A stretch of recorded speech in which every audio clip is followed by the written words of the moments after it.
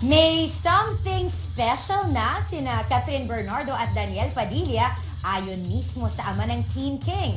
Sa closeness nila on-cam at off-cam, may pangako naman sila sa isa't isa. Nagpapatrol si MJ Felipe.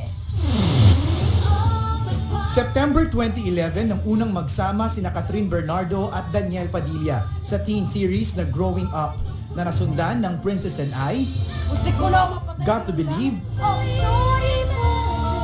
at ngayong 2015 sa remake ng hit teleseryeng Pangako Sa'yo.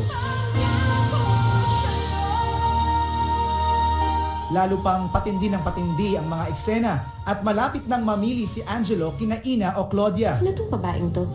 Sanay na sila sa mga kilig na eksena pero inamin nilang malaking challenge ang naging first kissing scene nila.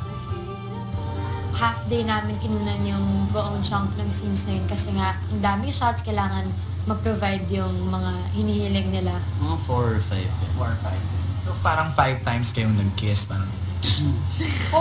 Naniniwala naman ang ama ni Daniel na si Romel Padilla na may something special na sa dalawa lalo pat halos araw-araw na silang magkasama.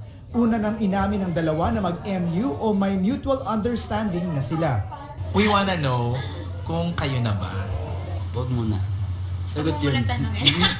Pag ikaw may iniintay ka, mas sarap pag di minamadali. Okay.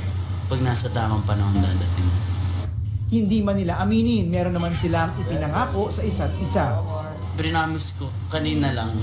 Kanina. What? May pagtatanggol ko daw siya. Kanina. Sa mga tao. Pag may nang api daw sa Hindi kasi may like siya kanina sa scene, sabi niya, parang sabi ko, ano yun? Ang sweet ni Angelo, sabi ko, dapat gawin mo rin yan in real life.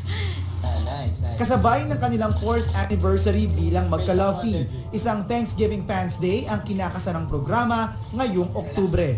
MJ Felipe, ABS-CBN News. Susunod,